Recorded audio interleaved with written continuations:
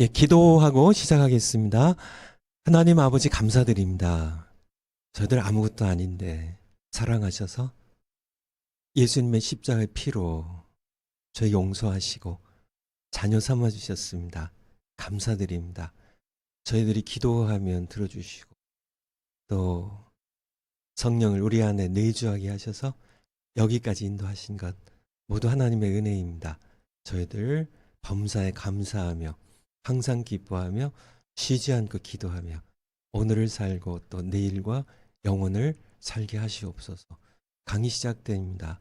이 시간도 쓸쓸한 차가운 감목에 있을 전광 목사님 하나님 위로해 주시고 우리 모두 함께 기도하는 기도 응답해 주시고 또 북한에 있는 우리 사랑하는 동포들 독재에 억눌려 신음하며 탄식하며 추위와 배고픔 가운데 죽어가고 있는데 태어나서 시원하게 하나님 예배하지도 못하고 복음도 듣지 못한 채 죽어가는 우리 백성들 불쌍해 주시고 남한에 있는 우리 모든 교회와 주의 백성들 풍요에 잠들지 않게 하시고 깨어서 기도하며 부르짖는 그래서 우리 모두 함께 불원간 남북이 동포가 함께 혈육이 함께 모여 통곡하며 기뻐하며 감사하며 하나님을 목 터져라 찬양할 그날을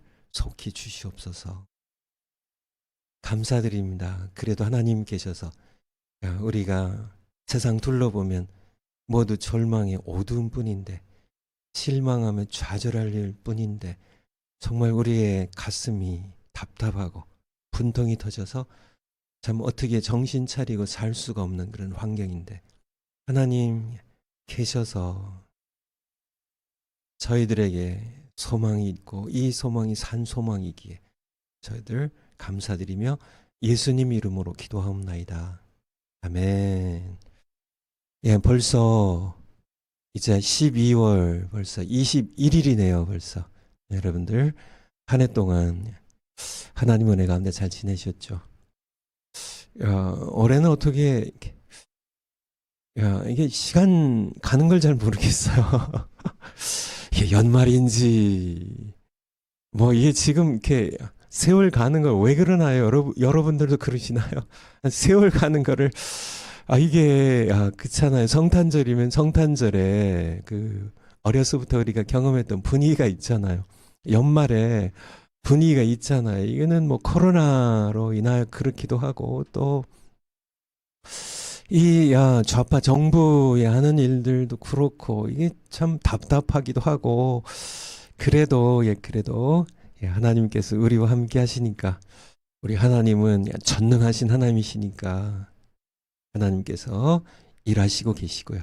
또 우리가 함께 하나님의 선한 싸움을 싸울 때 하나님께서 반드시 이기게 하시고 무엇보다 우리 종광 목사님 12월 30일 날 이제 선고 있는데 하나님께서 개입하셔서 우리 판사들 양심에 어긋나지 않게 참 대한민국의 헌법에 어긋나지 않게 바른 심판 선고 내려서 이제 그날 이제 정말 우리가 함께 기뻐하며 환호하며 감사하며 외치며 우리 목사님 맞이하고 우리가 새해를 우리 목사님과 함께 맞이하는 그리고 또 우리가 이제 새해 우리 정광 목사님이 감옥 가시기 전부터요 그런 얘기를 이렇게 저에게 계속 여러 번 얘기하셨어요.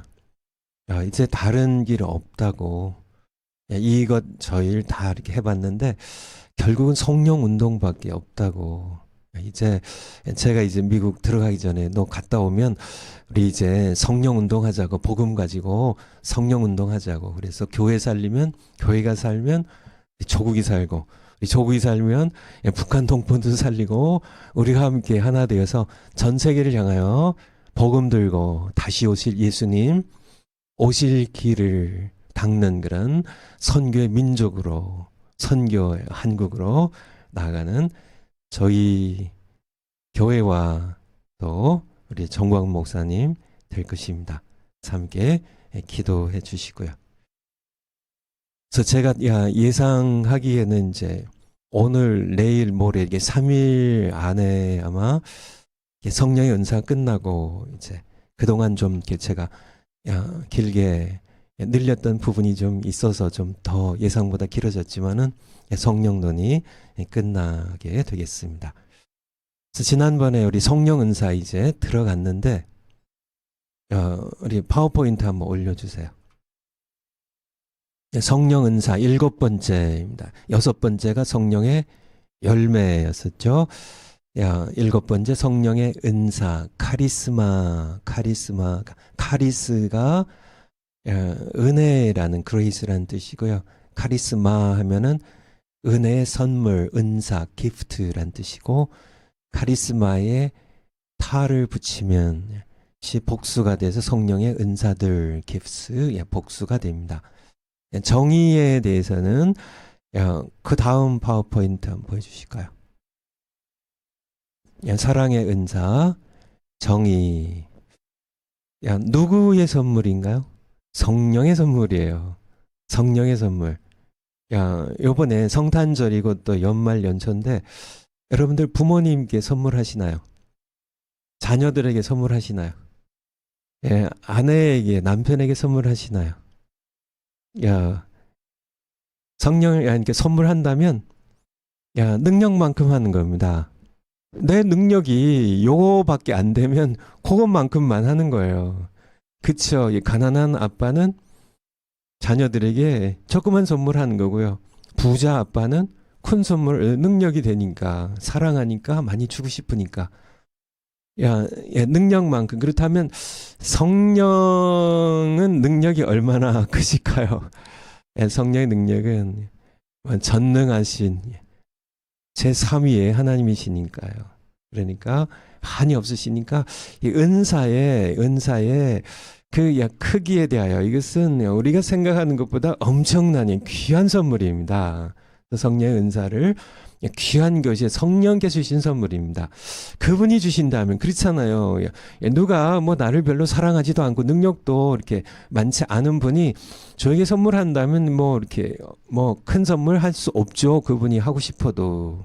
그쵸. 능력도 잘 안 되고 또 저를 별로 사랑하는 분이 아니니까. 그런데 만약에 나를 사랑하시되 정말 천하보다 더 사랑하시는 분이고 그분의 능력이 대단하다면, 엄청나다면, 전능한 능력이라면 이분이 주신 선물, 그러니까 이 은사에 대하여 우리는 기대하실 필요가 있어요. 이분이 주신 선물이라면 우리가 이 은사를 이렇게 다 몰라서 그렇죠. 너무 귀하고 귀한 선물입니다. 근데 누구에게 주실까요? 누구에게? 아무에게나 다 주는 것이 아니라 중생한, 우리가 성령론 하면서 성령 세례를 우리 중생의 성령 거듭과 함께 같이 공부했는데요. 중생한 사람, 하나님의 자녀로 거듭난 사람. 다른 말로 얘기하면 어제 교회가 뭐라고요? 그리스도의 몸이라고요. 그리스도의 몸에 우리는 뭐예요? 그분의 몸에 속한 지체들입니다. 지체. 지체에게, 성령이 누구에게요? 지체인 우리에게, 그리스도의 몸인 교회의 지체인 우리에게, 다른 말로 중생한 사람들에게 주시는 건데, 뭐 하라고 주실까요? 몸인 교회를 섬기라고 주시는 선물이다. 시 정의예요. 다시 한번 살펴봤습니다. 두 번째가 은사의 종류예요. 은사의 종류.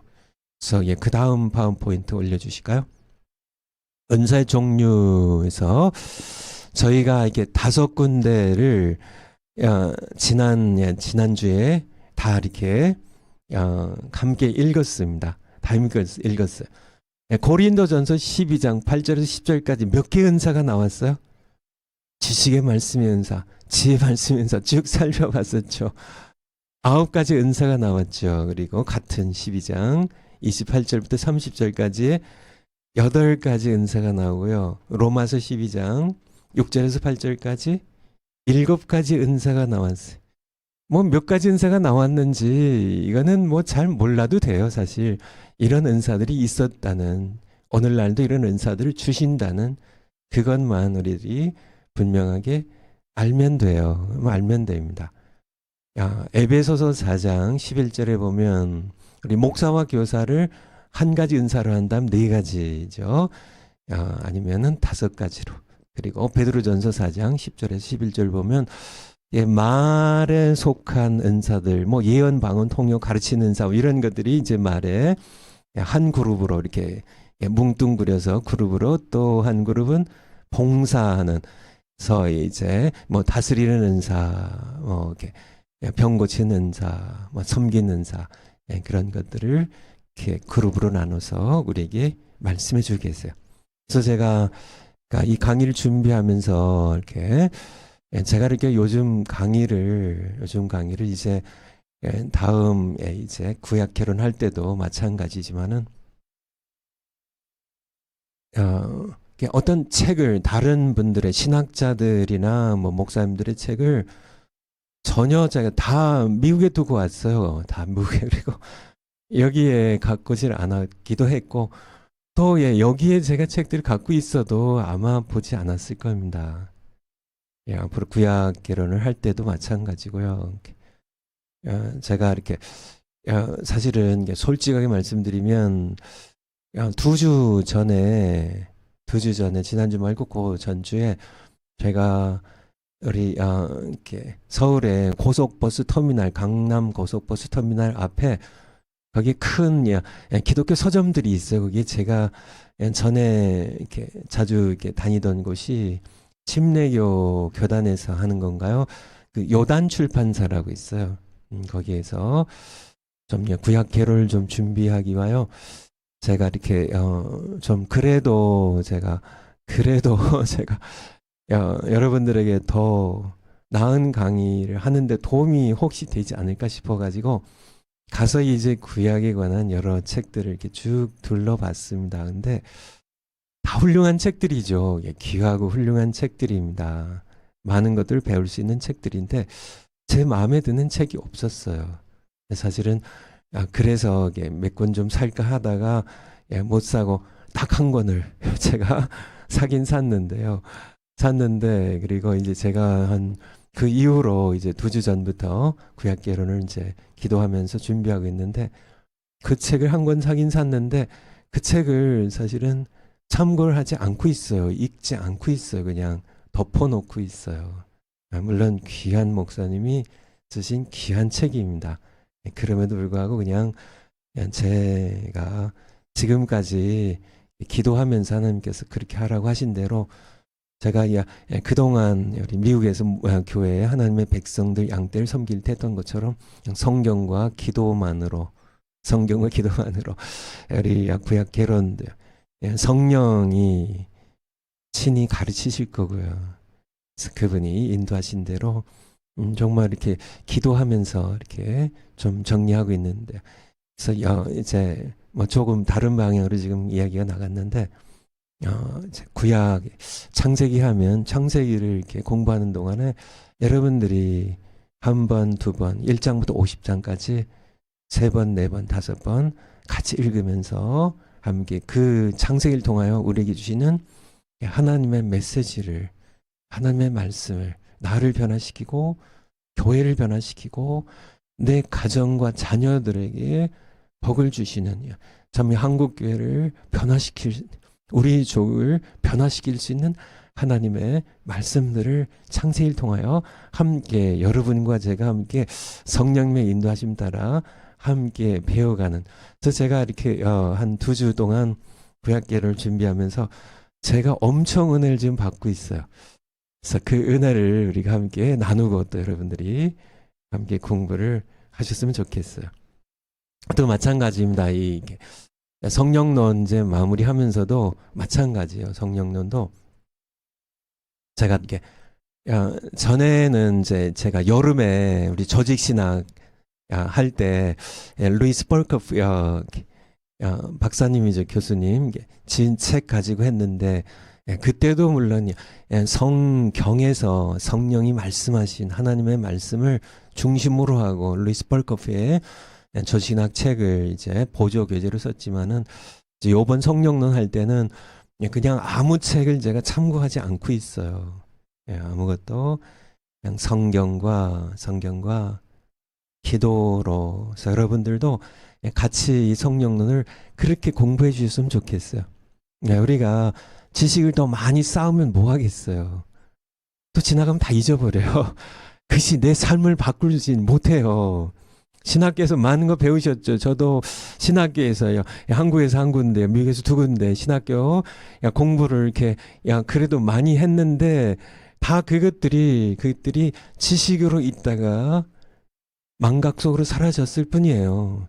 그것이 물론 뭐 남은 것들이 일부 있겠지만은 사실은 성경의 진리만 영원해요. 하나님의 말씀만 영원합니다.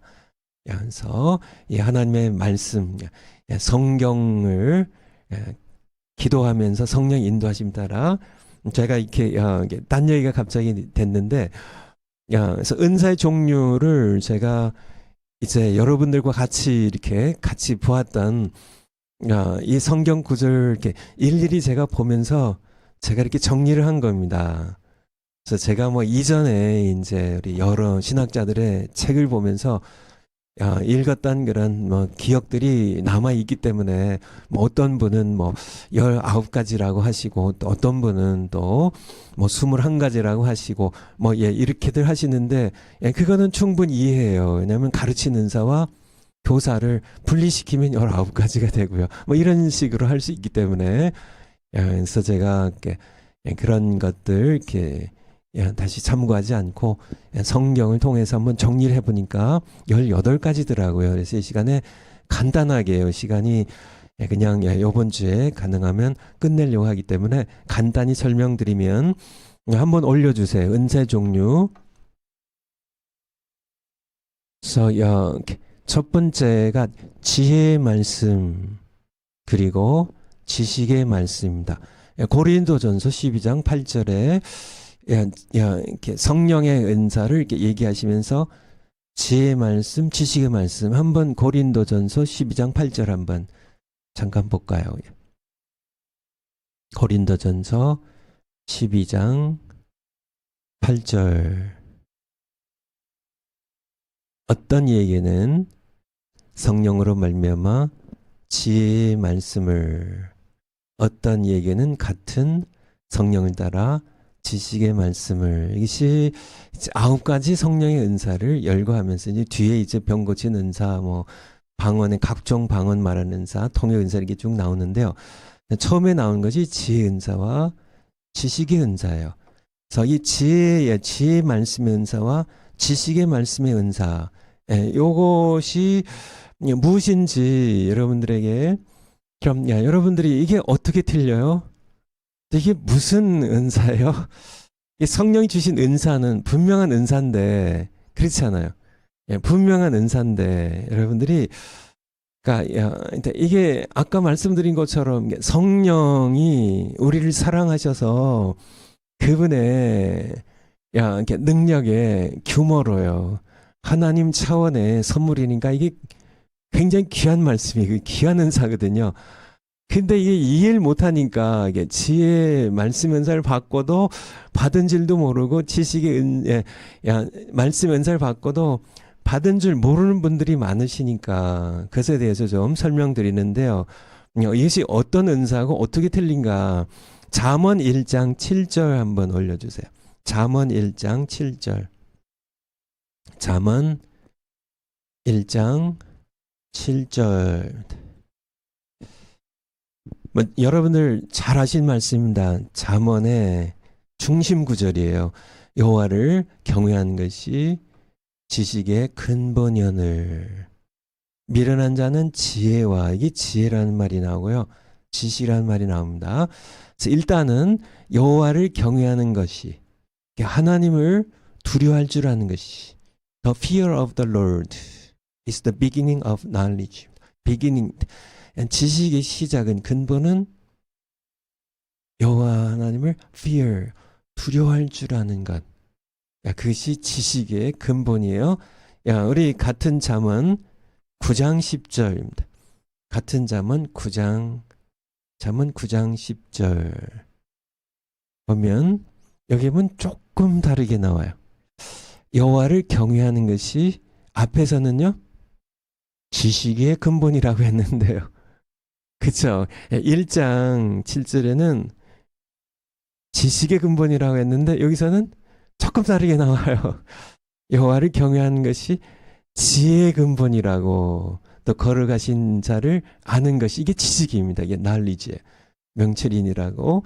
그래서 이 지혜의 말씀의 은사와 지식의 말씀의 은사는 쌍둥이 은사라는 것을 우리는 첫 번째 우리가 알 수가 있어요.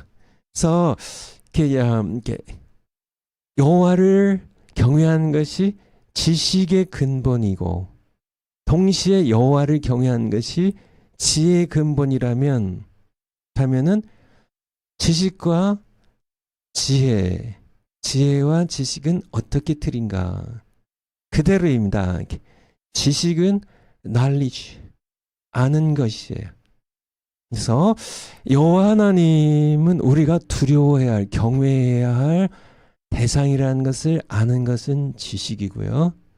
지식이고, 그리고 지혜는요, 그분을 실제로 경외하는,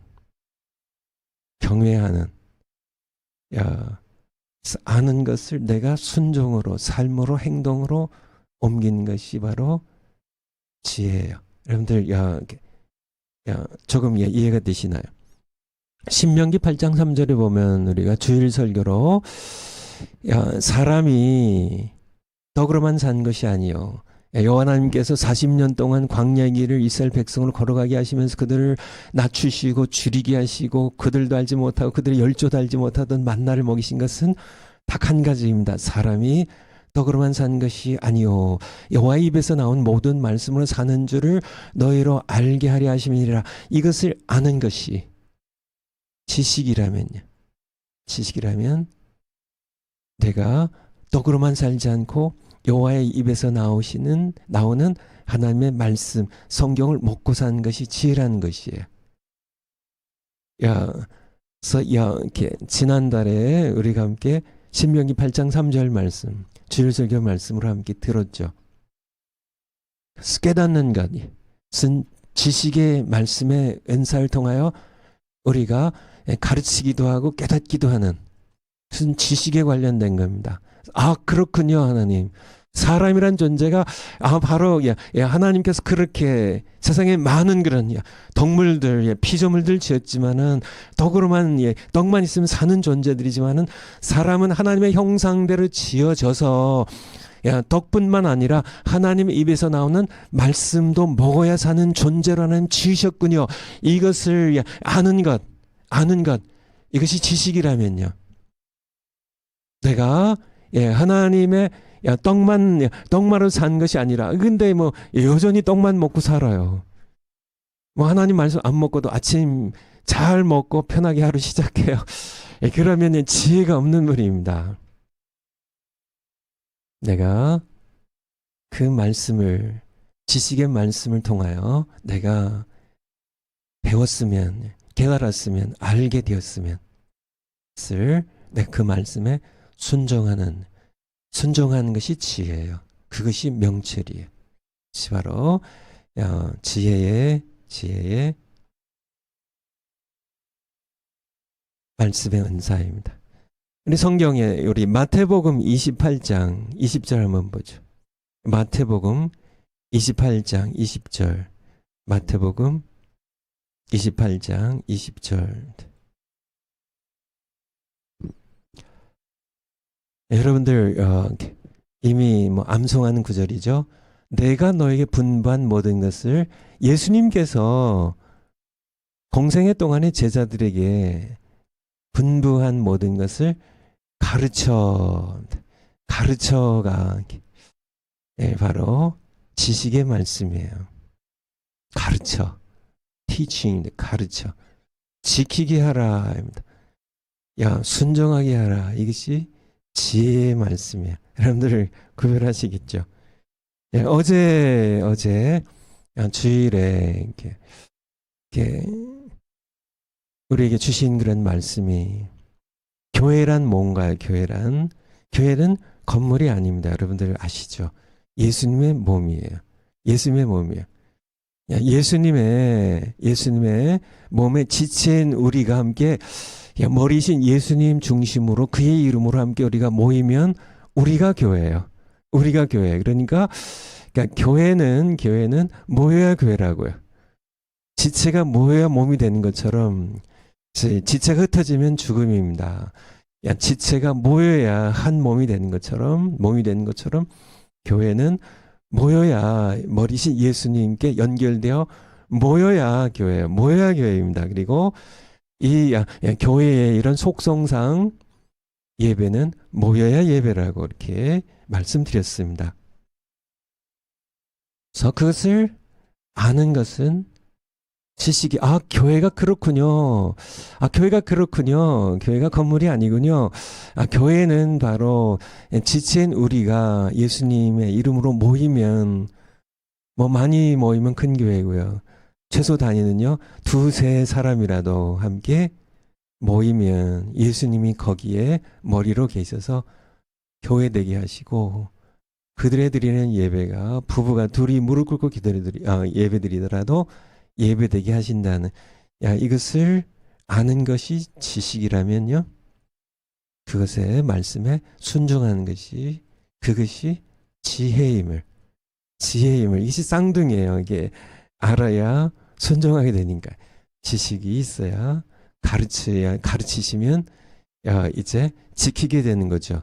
이것이 항상 가르치는 거로 끝날 수도 없고요. 끝나면 안 되고 또 지키는 것은 일단은 가르쳐야 그쵸. 지식의 말씀으로 우리가 함께 들어야 예수님의 말씀 들어야 그 말씀에 순종할 수 있기 때문에 쌍둥이에요. 쌍둥이에서 우리가 함께 이 교회에 대해서요. 교회의 예배에 대해서요.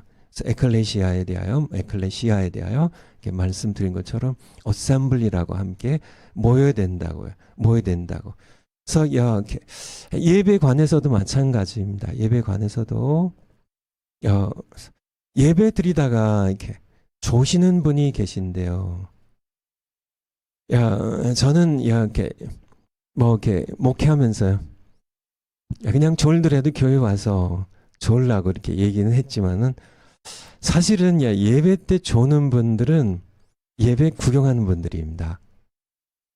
축구 선수가 그 경기장에 뛰어 들어가 가지고 거기서 조는 축구 선수는 아직까지 한 번도 못 봤습니다.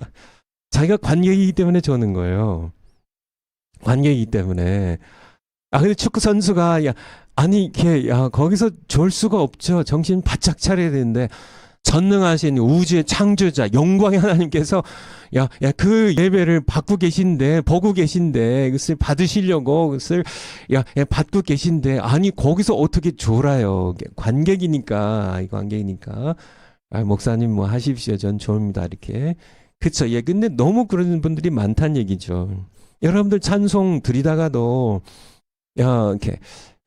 제가 이렇게 보면 많아요. 목사님들 가운데도 심지어 그런 분들이 계신데 2절 이렇게 3절 하다가 3절 했는지 2절 했는지 끝났는지 몰라가지고 이렇게 3절 할 때인데 4절 하시고 이런 분들이 계신데 이런 분들은 관객입니다. 관객이에요.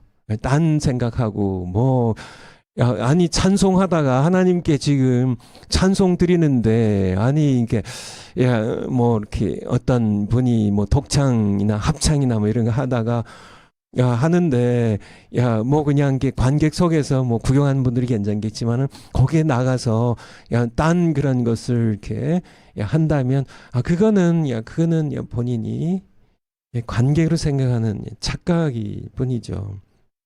심지어는요, 제가 예배를 집에서 이제 신방 가서 예배를 인도하거나 교회에서 주일날 예배를 인도할 때도 마찬가지고 새벽 예배 때도 인도할 때도 마찬가지고 성도님들 가운데 예배 드리다가 새벽 예배 때요 전화가 울리면은 전화 받으려고 밖으로 나가세요. 근데 그거는 말이 안 되는 겁니다. 아니, 축구 선수가 축구하다가 지금 왕을 즐겁게 하기 위해서요. 야, 지금 우리가 이겨야 되는데요. 우리가 축구 선수가 축구하다가 전화 왔다고 전화기 들고 축구장 밖으로 나가서 전화 받는 축구 선수는 없습니다. 우린 축구하는 것보다 100배, 10,000배 더 중요한 예배드리거든요. 근데 답답한 것은 장로님들도 그래요. 예배가 뭔지를 모르시는 분들입니다. 아니, 정말 더 답답한 것은 우리 목사님들도 그래요.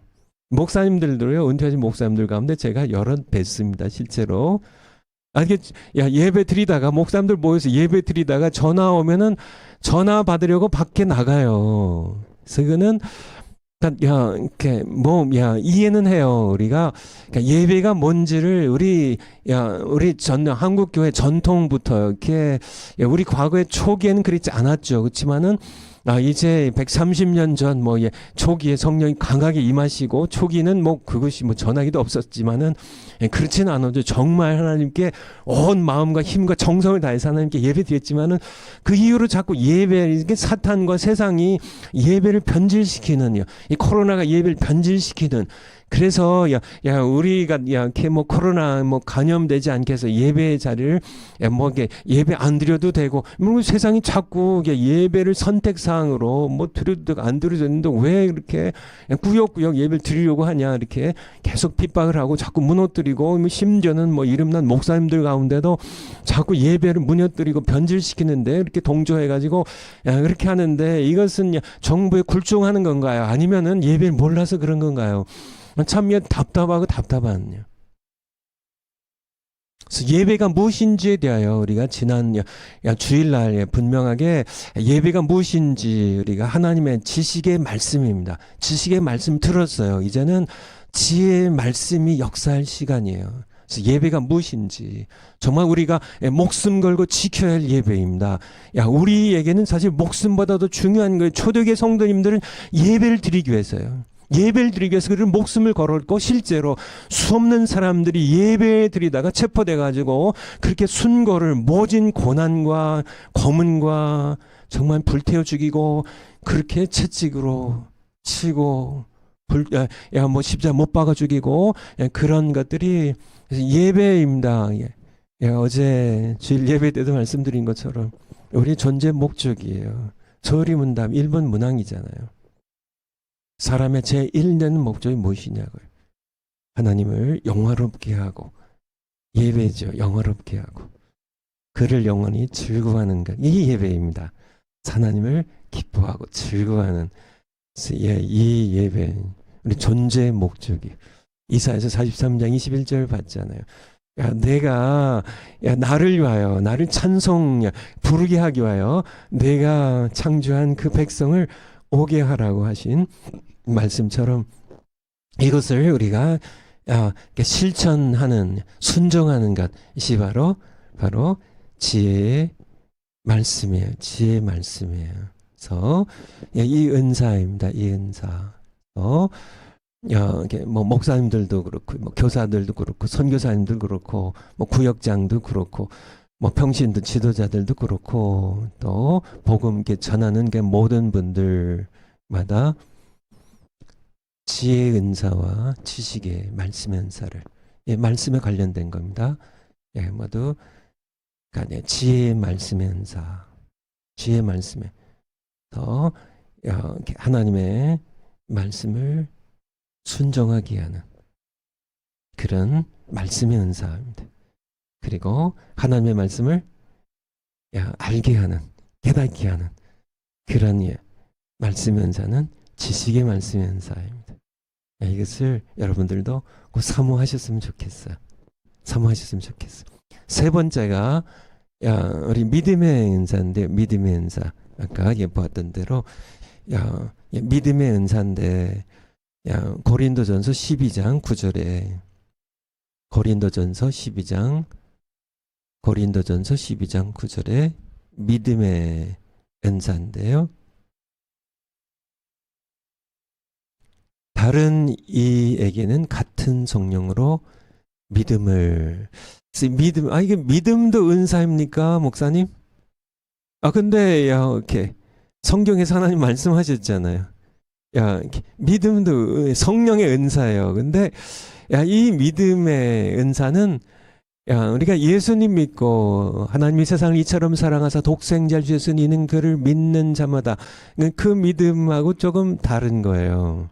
다른 거예요. 그래서 우리가 예수님 믿고 구원받는 그 믿음은 중생한 모든 사람에게 주신 겁니다. 그 믿음은 모든 사람에게. 그러니까 모든 사람에게. 근데 여기 고린도전서 12장 9절은 어떤 이들에게는 이렇게 특별한 부류에게 주시는 믿음의 은사가 따로 있어요. 그러니까 여러분 그걸 구별하셔야 됩니다. 내가 처음 이제 그러니까 믿지 않던 내가 이게 예수님 믿고 구원받을 때 그 믿음은 모든 사람에, 중생한 모든 사람에게 주세요. 모든 사람에게. 그런데 여기서 성령의 은사로서의 믿음 다름. 그럼 어떤 믿음일까? 우리가 힌트를 고린도전서 같은 고린도전서 13장의 그 다음 장입니다. 고린도전서 13장 2절에 보면 사랑장인데요. 우리 이따 한번 보겠지만 1절부터 한번 볼게요. 이따가 이제 볼 겁니다. 그래서 이제 12장의 31절까지가 계속 은사를 계속 설명하고 있어요. 은사에 대하여 이제 쭉 얘기하고 있습니다. 우리가 은사장이죠. 그리고 13장 1절에 내가 사람의 방언과 천사의 말을 할지라도, 은사에 이게 두 개가 이제 방언의 은사인데요. 방언의 은사를 받았다 할지라도 사랑이 없으면, 그렇게 얘기하고요. 2절에 보면 2절 13장 2절에 보면 내가 예언하는 능이 있어. 이 예언의 은사를 얘기하고 있고요. 또 모든 비밀과 모든 지식을 알고, 지식의 말씀의 은사를 얘기하고 있고요. 또 산을 옮길 만한 믿음이 있을지라도입니다. 여기서 이게 바로 이제 아시겠죠? 12장에서 은사들 얘기하고 있고, 지금 이제 우리가 다시 이제 방언에 대하여 제가 이렇게 설명하면서 다시 이 부분을 다시 거론하겠지만은, 계속 성령의 은사들, 사람들이 받았고 또 좋아하는 은사들과 사랑을 지금 이제 얘기하고 있거든요. 여기에 얘기하면서 산을 옮길 만한 믿음이 있을지라도.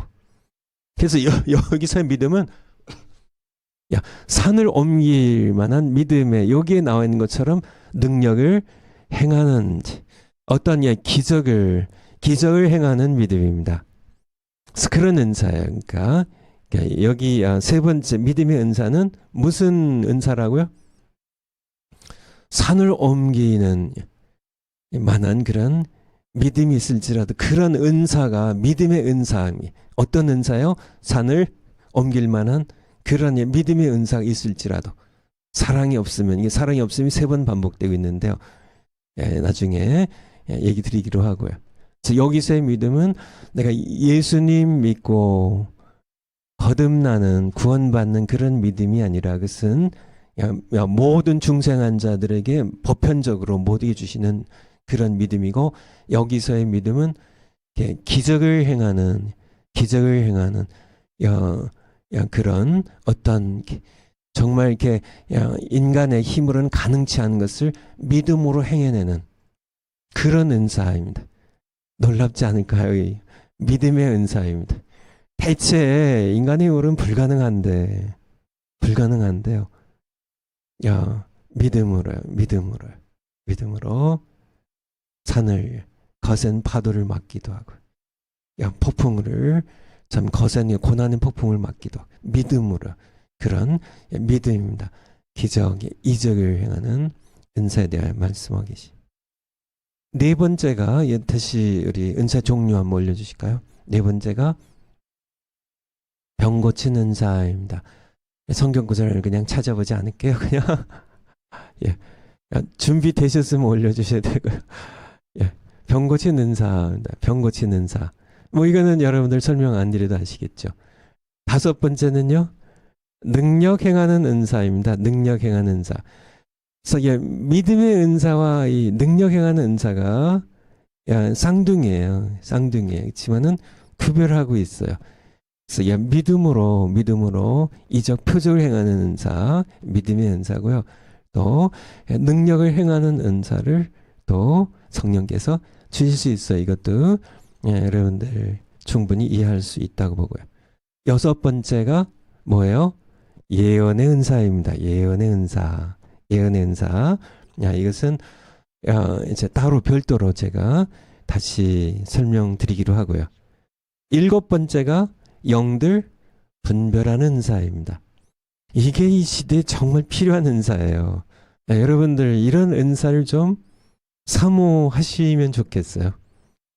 구하면 주실 겁니다. 영들 분별하는 은사. 우리 요한일서 4장 1절 한번 볼까요?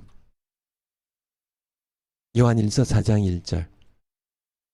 요한일서 마지막 때에 더 필요한 은사예요. 요한일서 4장 1절. 사랑하는 자들아 영을 다 믿지 말고, 복수입니다. 영들을 다 믿지 말고 오직 영들이 하나님께 속하였나 시험하라. 많은 거짓 선지자가, 거짓 선지자들의 영은 하나님께 속한 영이 아니에요. 그러면은 무슨 영일까요? 딱 둘밖에 없거든요. 사탄의 영이에요. 근데 양의 탈을 쓴 거짓 영들이에요. 그러니까 하나님께 속하지, 분별해야 되거든요. 분별이 어려워요. 그러니까 사탄도 광명의 천사로 오고요. 그렇잖아요. 불의의 일꾼들도 의의 일꾼처럼 가장하고 오기 때문에요. 일인데 양떼를 해치는, 양떼를 이렇게 죽이고 파멸시키는 그런 일인데 양의 옷을 입고 오는 일이라고 예수님께서 마태복음 7장 15절에서 말씀하신 것처럼 이렇게 양의 옷을 입고 오기 때문에 자기들도 속아요. 거짓 선자들이. 제가 말씀드렸잖아요. 마지막 날까지 주여 주여 우리가 예수님 이름으로 선자 노릇 하지 않았습니까? 예수님께서 아니야, 너는 내게 속하지 않았어. 나는 너를 도무지 알지 못하니 내게서 떠나가라고.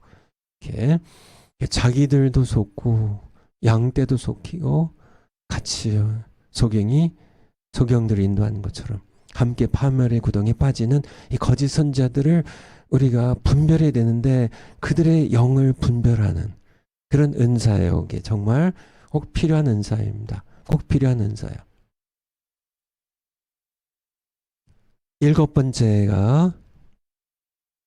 여덟 번째네요. 여덟 번째가 무슨 은사예요?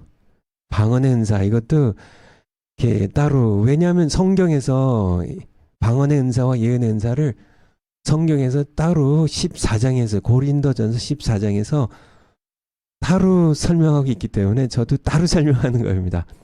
고린도 교회에도 이 예언의 은사와 방언의 은사가 많이 활용되었고, 또 예언의 은사, 방언의 은사 때문에 교회에 무질서 혼란도 많이 왔고, 또 많은 성도들이 오늘날도 이 예언의 은사, 방언의 은사에 많이 관심도 있고 많이 현혹되기도 하고요. 잘못된 예언의 은사는 잘못된 방언의 은사 받고 헛된 자부심 가지고 공연히 세월을, 귀한 하나님 주신 세월을 허송하기도 하고 또 잘못된 길을 걸어가는 분들이 너무 많기 때문에 성경에서 따로대로 고린도전서 12장에서 은사들 쭉 얘기하고요. 13장에서는 이 은사들을 어떻게 써야 되는지 가장 좋은 길에 대해서 사랑장으로 말씀하고 계시고, 다시 14장에 가면 방언의 은사와 예언의 은사를 두 개를 비교하면서 이 은사들이 어떤 은사인지, 이 은사들을 어떻게 써야 되는지 그래서 집중적으로 이렇게 말씀해 주고 계세요. 그래서 그것에 대하여 이렇게 집중적으로 좀 이렇게 성경에서 하나님 말씀하시니까 두 은사는 별도로 또 설명하기로 하고요. 아홉 번째가 방언의 은사가 있으면 방언들 통역하는 은사가 있습니다. 이건 뭐 이렇게 방언 은사 설명하면서 다시 한번 말씀드리겠고요. 열 번째 10번째가 그 다음 파워포인트 섬기는 자입니다. 이제 9개가 이렇게 고린도서 12장에 이렇게 나와 있는 은사들이거든요. 그래서 이제 로마서 12장으로 가면 거기에 섬기는 은사, 첫 번째 로마서 12장도 첫 번째 은사는 각각 다르니 예언의 은사면 예언의 은사는 중복되니까 뺐고요. 그 다음에 나오는 것이 섬기는 은사예요. 한번 로마서 12장 한번 7절부터 한번 봐주세요. 로마서 12장. 로마 교회에는 또 어떤 성령 은사들을 주셨는지 우리 6절부터 한번 볼까요? 6절부터 지난 주간에 보았던 말씀인데 우리에게 주신 은혜대로 받은 은사가 각각 다르니 곧 예언이면 예언의 은사를 받았으면 믿음의 분수대로 하고 예언의 은사에 이제 앞서 나왔기 때문에 고린도서 12장에서 때문에 7절 보면 이렇게 섬기는 은사입니다. 이게 다 이렇게 각각 달라요. 우리가 그러니까 지체에게 우리가 이렇게 성령의 은사에 대한 정의하면서 성령께서 누구에게요? 중생한 자 곧 예수 그리스도의 몸에 속한 지체들에게 눈은 보는 은사를요, 귀는 듣는 은사를, 입은 말하는 은사를요, 발은 이제 섬기는 은사를 바른 발대로 발의 은사가 있고요. 각각 모든 지체에 은사를 주시듯이 어떤 지체에게는 예언의 은사를요, 어떤 지체에게는 섬기는 은사를 받았으면 섬기는 일로 가르치는 은사, 섬기는 은사가 10번째로 제가 정리하는데 올린 거고요. 섬기는 것은 이렇게 섬기는 겁니다. serving이에요. 영어로 하면 serving. 섬기는 내가 이렇게 어떤 사람을 이렇게 섬기는 주로 집사님들 뭐 이렇게 교회로 이렇게 섬기는 봉사는 그런 은사입니다. 이것도 은사예요? 예, 이것도 은사예요. 성령이 주셔서 은사입니다. 은사라고 이렇게 말씀하고 계시잖아요. 우리에게 은혜대로 받은 은사가 각각 지체마다 다른데 어떤 이들에게는 예언의 은사를 주시고 어떤 이들에게는요 섬기는 은사를 주시고요.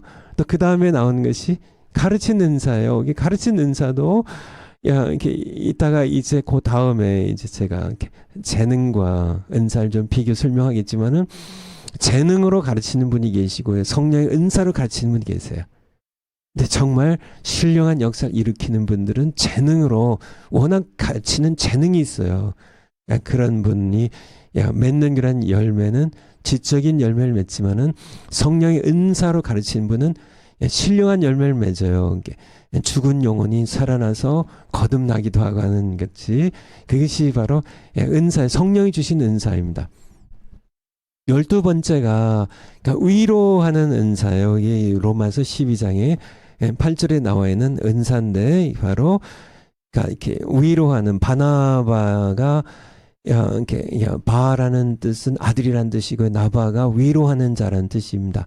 위로하는 바나바 이렇게 위로하는 이렇게 격려하는 그런 은사예요. 이것이 이제 믿음이 약한 자들을 위로하고 이렇게 이제 위로하는 안디옥 교회 이방인들이 이제 이렇게 예수님 믿고 교회가 이제 되니까 예루살렘 교회에서 바나바를 파송하잖아요. 위로의 아들 바나바를 파송하는데 그런 은사입니다. 은사. 13번째가 구제하는 은사입니다. 영어로 얘기하면 giving이라고. 우리 킹 제임스 우리 흠정역이죠. 킹 제임스 왕의 제임스 왕 시대에 우리 청교도 학자들이 중심이 돼서 번역했던 킹 제임스 흠정역이라고 하죠. 흠정역에서 이 은사를 구제하는 은사를 giving, the gift of giving, 주는 은사, 뭐든지 자기의 것을 아낌없이 주는 은사입니다. 주는 은사. 자기의 뭐든지요. 자기의 재능도 주고 시간도 주고 먹을 것도 주고 뭐든지 이게 주는 은사입니다. 돈도 주고 하는 필요한 사람들에게요. 주는 은사입니다.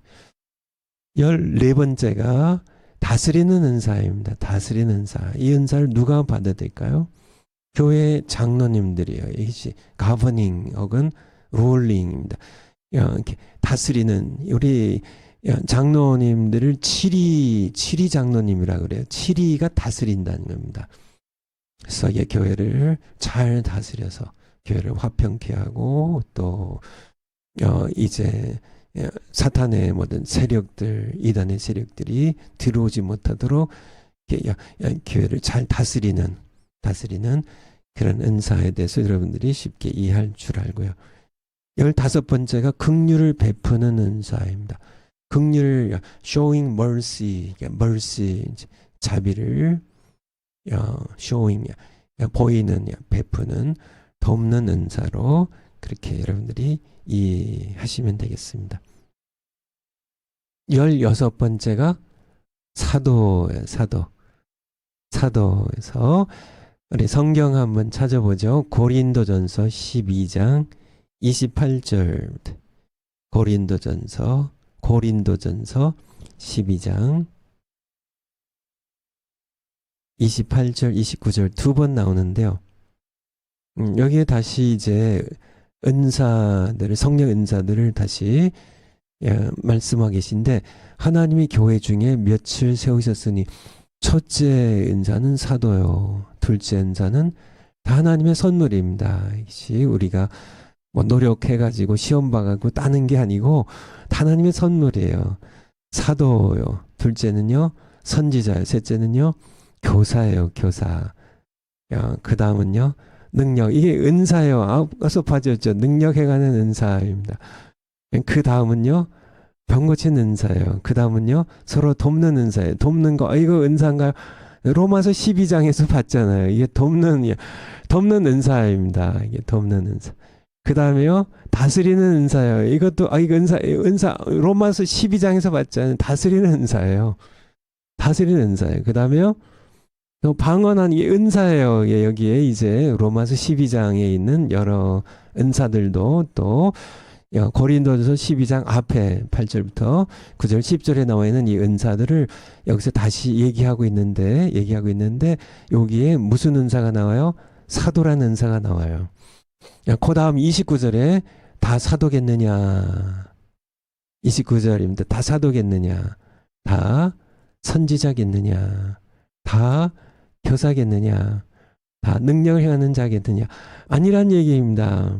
아니란 얘기. 이제 이렇게 쭉 앞에 바로 이 12장 29절 이 앞에 보면 그러니 다 눈이면은 듣는 것은 어디고 다 이렇게 난 눈이 되겠습니다. 이게 다 나는 사도가 되겠습니다. 나는 이렇게 선지자만 되겠습니다. 그러면은 이렇게 듣는 귀는 다 전부 눈이면 전부 다 그러면은 귀면은 다 입이면은 그러면 듣는 귀는 어디 있고 또 섬기는 바른 게 시원찮으니까 난 절대 바른 되지 않겠습니다 하면 그러면 어떻게 몸인 교회가 서겠냐고. 발도 있어야 되고 귀도 있어야 되고 눈도 있어야 되고 입도 있어야 되고 손도 있어야 되고 다 있어야 된다는 말씀이 앞에 있어요. 앞에 여러분들이 로마서 고린도서 12장에 여러분 읽고 오셨나요? 그래서 다 아니라는 거죠. 30절에 다 병 고치는 은사를 가진 자겠느냐, 다 방언 말하는 자겠느냐, 다 통역하는 자겠느냐, 그렇게 말씀하고 계신데 사도라는 것이 은사 중에 하나라는 말씀을 드리는 겁니다. 에베소서 4장 11절 한번 다시 한번 볼까요?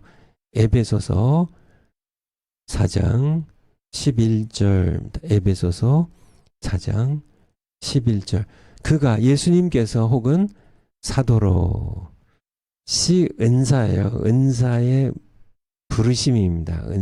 부르심. 사도로 부르시는 선물이에요. 은사예요. 그냥 은혜를 주시는 선물입니다. 우리가 자격증 따고 해가지고 한 것이 아니라 전부 은혜로 선지자도 마찬가지고요. 복음 전환자도 마찬가지고 목사와 교사로 우리 목사 교사로 이건 나중에 다시 한번 보기로 하고요. 혹은 사도로 혹은 전자로 여기 사도가 나온다는 얘기입니다. 지만은 이 18가지를 제가 이렇게 차례로 한번 이렇게 정리를 해봤는데 18가지 은사 가운데 딱 이 사도직만 끝났어요. 끝난 겁니다. 더 이상 사도의 은사는 더 이상 안 주세요. 왜냐하면 사도의 은사의 특수성 때문에 그렇습니다. 우리 성경을 한번 찾아보죠. 사도행전 1장 21절에서 22절입니다. 사도행전 1장 21절에서 22절. 사도행전 1장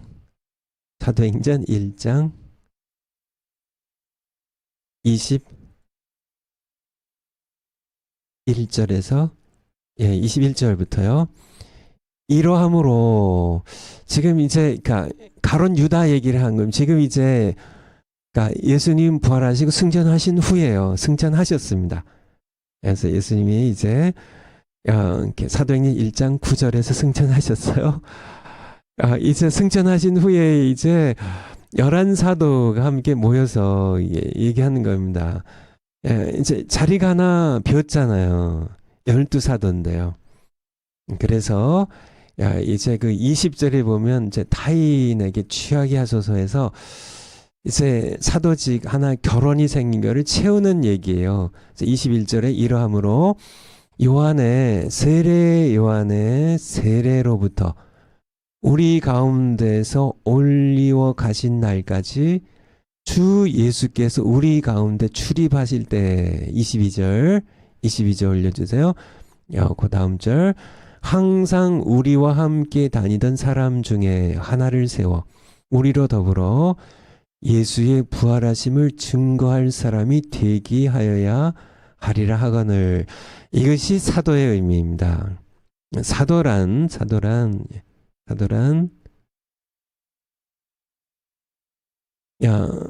예수님께서 요단강에서 세례 요한에게 세례를 받을 그때로부터 승천하실 때까지, 그러니까 승천하실 때까지 예수님과 함께 계속 함께 다니는, 22절에 항상 우리와 함께 예수님의 요단강에서 공생에 시작하신 그때부터 예수님을 계속 3년 동안 계속 따라다니고 예수님의 십자가에 못 박혀 죽으심과 부활의 증인입니다. 그러니까 항상 우리와 함께 다니는 사람 중에 하나를 세워 우리로 더불어 예수의 부활하심을 증거할, 예수님의 부활하신 몸을 직접 보았고 만졌고 주목하여서 이런 증인이야.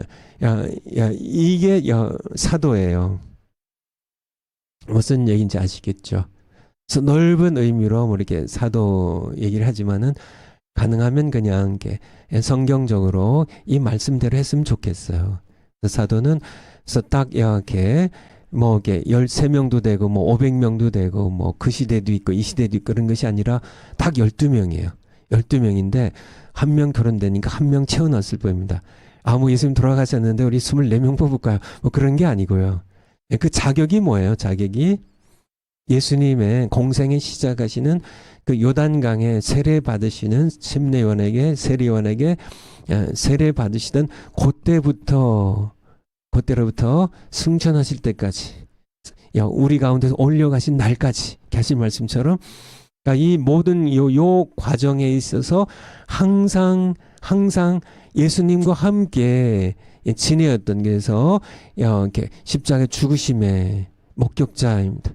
예수님이 체포되시는, 가룟 유다에게 배신당해 체포되시는 그 체포의 목격자, 바로 예수님의 겟세마네 동산의 기도의 목격자입니다. 무엇보다도 예수님의 부활을 우리가 보았다고.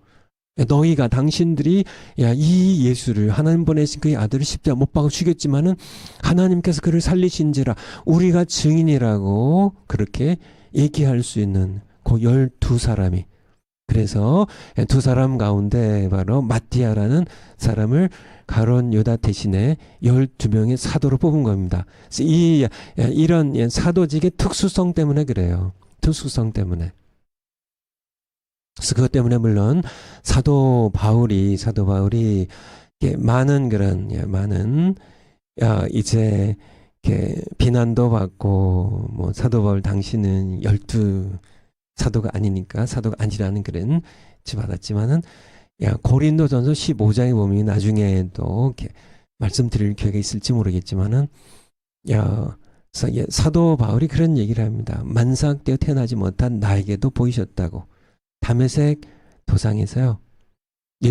부활하신 예수님께서 직접 정오의 햇볕보다 더 강한 빛으로 그에게 임하셔서 정말 바울의 육신의 눈이 멀 만큼 강렬한 그런 영광의 빛으로 그에게 오셔서 그를 만나셔서 그를 부르세요. 그래서 아나니아가 다메섹의 아나니아라는 제자가 그 사람이 정말 교회를 비방한 사람인데 아니다. 그는 내가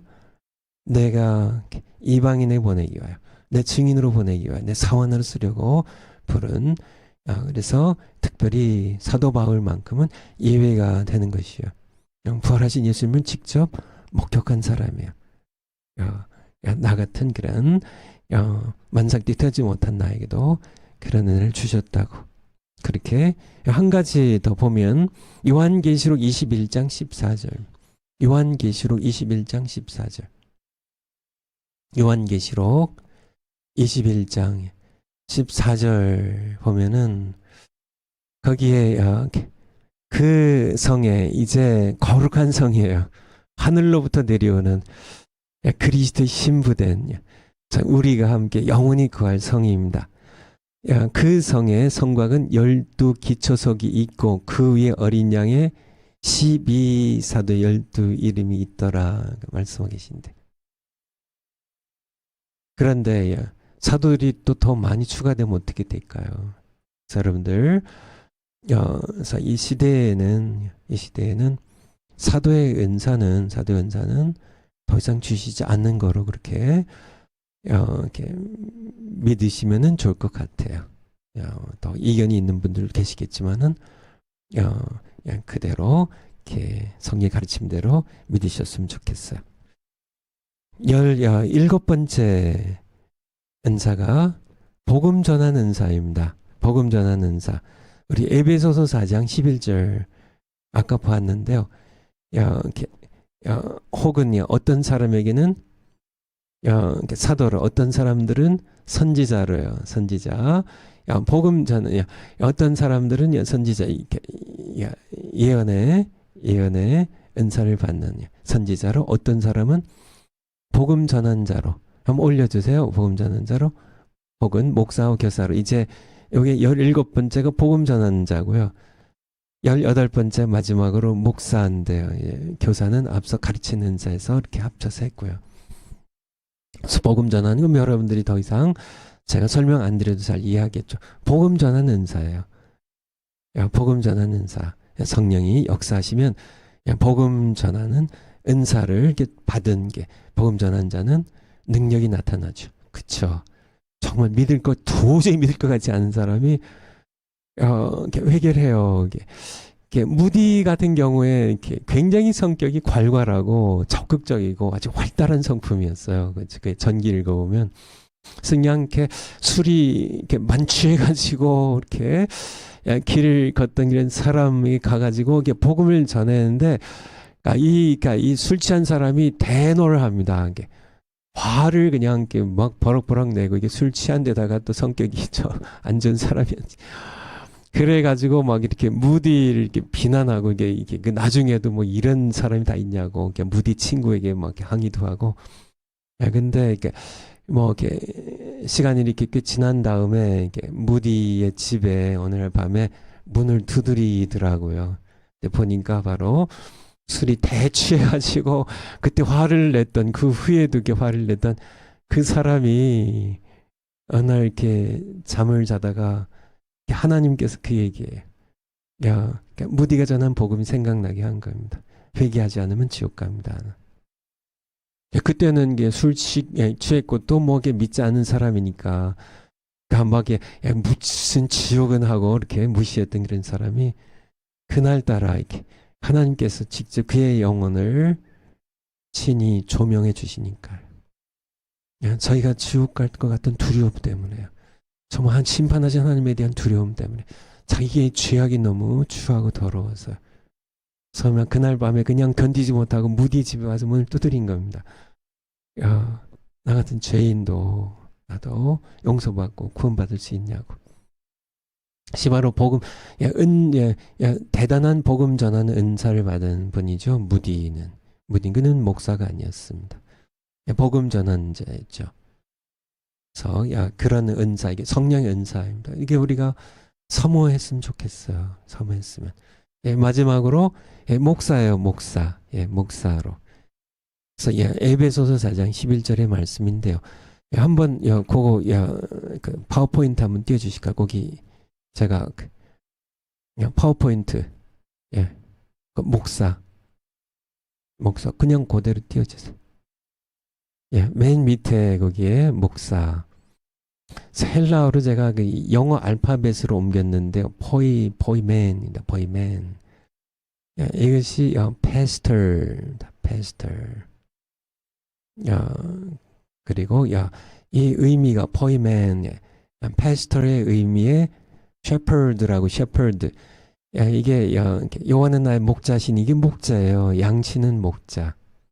그래서 목사님들의 그 은사는 하나님의 양떼를 돌보는 게 pasto라는 보이맨이라는 이 의미가 이게 shepherd, 목자의 의미입니다. 그래서 목사님들을 양떼를 돌보셔야 돼요. 이게 목사의 은사예요. 은사입니다. 하나님의 양떼를.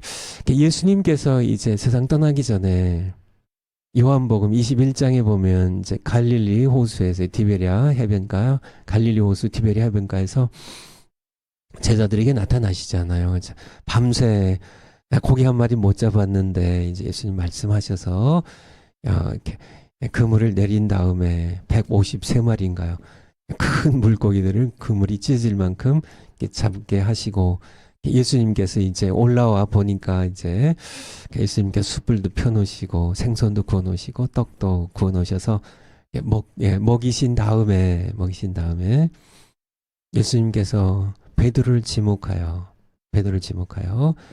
모두에게 하신 말씀입니다. 다른 제자들에게도요. 그리고 이 시대에 목사를 부르시는 모든 그런 사람들에게 목사 은사를 주시는 그런 모든 사람들에게 동일하게 묻는 말씀이에요. 네가 날 사랑하냐고. 네가 날 사랑하냐고. 3번 물으시죠. 베드로가 대답합니다. 주님 아시잖아요. 제가 정말 예수님 3번이나 부인하고 이렇게 부족하고 악한 그런 제자지만은 내가 예수님 사랑한 것만큼은 진실한 거 아시잖아요. 그때 예수님 말씀하십니다. 내 어린 양을 먹이라고요. 내 어린 양을 feed my sheep, feed my lamb. 어린 양을 먹이라고. 2번째 또 물으시고요. 내 양을 치라. 이게 돌본다는 겁니다. 이게 tend my sheep. 돌보는 목자가 양을 이렇게 풀도 먹이고 물도 먹이고요. 그럴 뿐만 아니라 이 늑대들 우는 사자처럼 양떼를 삼키려고 하는 이 사탄의 세력으로부터 양떼를 돌보는 것. 돌보는 거예요. 이게 목사님들의 주신 은사는 돌보는 거예요. 양떼들을 내 양을 돌보라고. 내 양을 먹이라고. 이시 목자입니다. 여러분들. 그리고 또 목자와 혹은 목사와 교사로 주셨으니 이렇게 말씀하셔서 목사와 교사를 묶으셨는데 이게 또한 쌍둥이 은사예요. 아까도 지혜의 말씀과 지식의 말씀이 또 믿음의 은사, 능력 행하는 은사가 이렇게 쌍둥이 은사인 것처럼 이 목사는 또한 이렇게 양떼들을 먹여야 되는데 밥 먹이는 게 목사가 아니잖아요. 하나님의 양떼들을 사람이 떡으로만 사는 것이 아니라 여호와의 입에서 나오는 모든 말씀을 바로 하나님의 말씀을 먹이기 위해서는 또한 교사가, 그래서 목사는 교사가 되어야 됨을 우리에게 말씀해 주고 계신 겁니다. 그래서 여러분들에게 이제 은사들을 좀 설명해 드렸는데요. 여기서 좀 우리가 이제 은사를 주신 목적으로 넘어가기 전에 한 3가지 정도만 좀 여러분들에게 짚어드리고 이렇게 넘어가려고 합니다. 우리가 이렇게 고린도 교회의 9가지 은사를 앞서 말씀하셨고, 로마 교회 7가지 은사를 얘기하셨는데, 고린도 교회에 주신 은사들 9가지랑 로마 교회에 주신 은사들 7가지를 비교해 보면 예언의 은사 하나만 중복이 돼요. 물론 이제 고린도전서 12장의 뒷부분에 가면 뭐 섬기는 은사, 뭐 구제하는 은사, 다스리는 은사, 뭐 가르치는 은사, 이것들이 이제 로마 교회 주신 은사들 언급하고 계시지만은 이제 이게 앞서서 이렇게 9가지 은사를 얘기한 걸 이렇게 이제 로마 교회 주신 은사와 비교하면 그러니까 고린도 교회에 주시는 은사와 주신 은사와 로마 교회 주신 은사가 다를 수 있다는 얘기입니다. 실제로 다르다는 얘기예요. 이것이 우리에게 시사하는 바가 이렇게 성경을 통해 우리에게 주시는 그래서 교회의 필요에 따라 로마 교회에 필요한 은사를 주신 겁니다. 그러니까 성령이 그의 뜻대로 주신다고요. 고린도전서 12장에 성령이 그의 뜻대로 주세요. 그의 뜻대로. 성령께서 근데 그냥 이렇게 그 지역에 필요 없는 은사를 주신 것이 아니라 로마 교회는 로마 교회대로 필요한 은사들이 있어요. 도시의 특성이 틀리거든요. 로마는 그 당시 로마 제국의 수도입니다. 거기는 로마의 법이 잘 돼 있는 그런 도시예요. 그러한 도시예요. 하지만 고린도는 아가야 지방에 지금 발칸 반도의 이 맨 밑에 지역입니다. 유럽의 대륙에 이쪽 동남쪽에 이쪽 터키랑 이렇게 붙어 있는 그쪽이에요. 거기에 유명한 그런 상업 도시이고 항구 도시예요. 항구 도시가 물론 다 그런 건 아니라 할지라도 항구 도시마다 뱃사람들이 많은 곳에 음란한 것이 많고 여러 가지 이게 서양이나 동양의 여러 개 타국의 문명이나 문화 여러 풍속들이 쉽게 접근되는 곳이고 이런 고린도교의 특성들이 다 있기 때문에 성령께서 주신 은사가 다르다는. 그래서 오늘날 이제 2000년이 지났는데요. 이 시대 마찬가지입니다. 이 시대에 이제 그 고린도 교회랑 그 시대의 로마 교회랑 오늘날 우리 한국의 이 서울에 있는 이 사랑제일교회랑 미국에 있는 그런 어떤 교회랑 이것들이 다 시대가 틀리고 지역의 환경들이 틀려서 필요한 성령 은사들이 틀릴 수 있다는 얘기예요. 그때 이런 은사 주셨으니까 이런 은사 주세요가 아니라 성령께서 우리에게 필요한 은사를 선물입니다. 섬기는데 주님의 일을 하는데 복음을 전하는데요. 양떼를 돌보는데 필요한 은사, 선물, 이게 도구입니다. 쉽게 얘기하면 도구를 이렇게 성령께서 주실 수 있다는. 그래서 두 번째, 그래서 이렇게 18가지 이렇게 성경에 나와 있는 은사들을 정리했는데 18가지 은사 외에도 다른 은사들이 있을 수 있다는 것을 우리가 충분히 성경을 통하여 생각해 볼 수 있다는 얘기예요. 요거 외에는 성령이 다른 은사를 주지 않는다.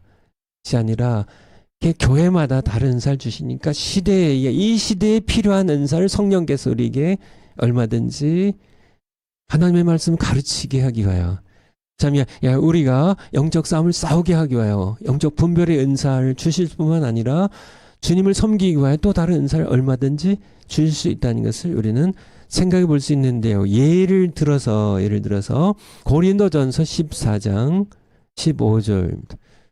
고린도전서 14장 15절.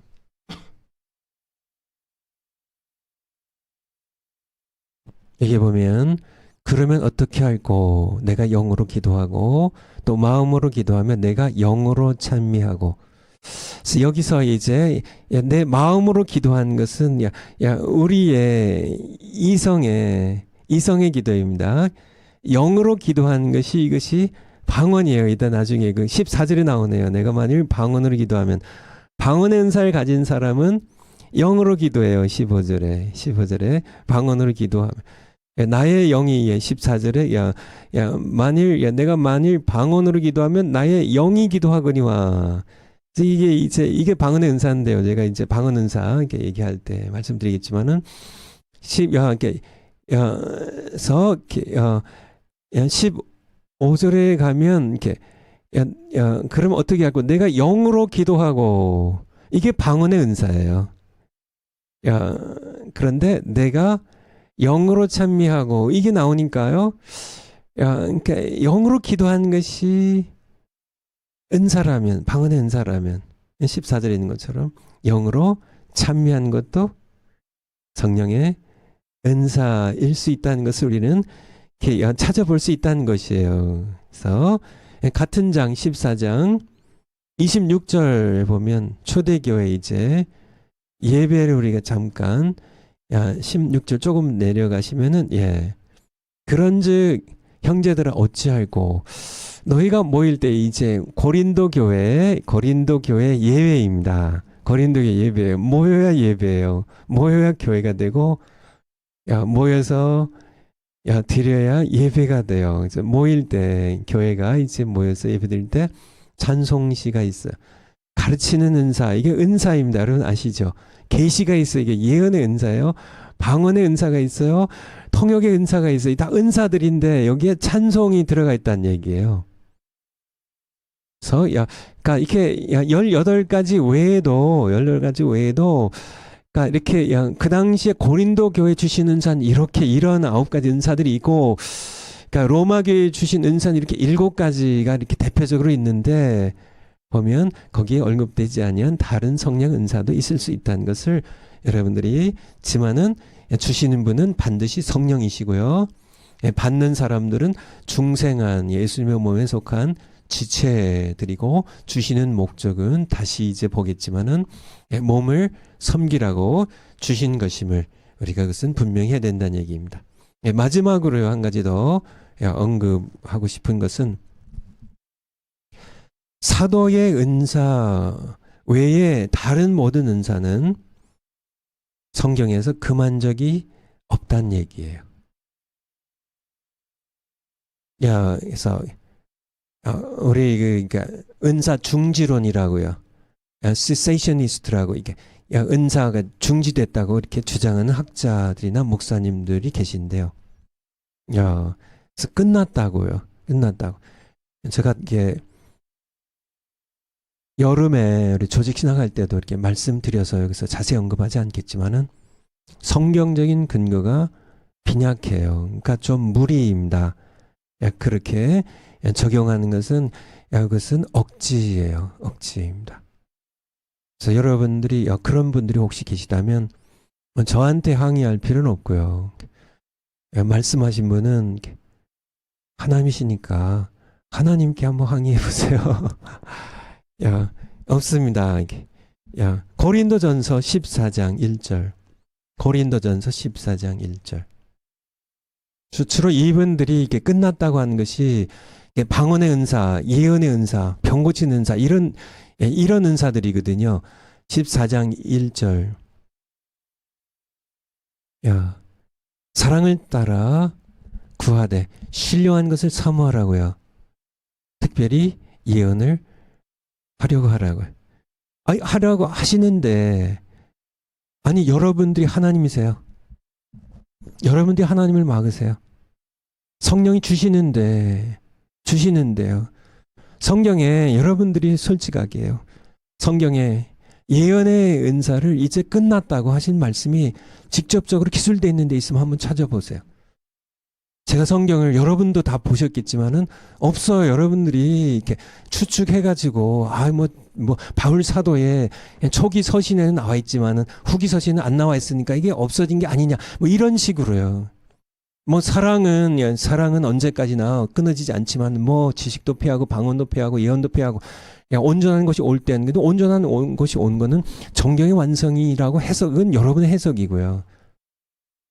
야, 고린도전서 13장 끝부분에 보면 완전한 것이 올 때는 예수님과 우리가 얼굴을 마주 보는 예수님의 재림 때임을 쓴 우리가 솔직하게 성경을 보면 우리의 모든 주관적인 판단이나 생각들을 이렇게 내려놓고 보면 전 당연한 겁니다.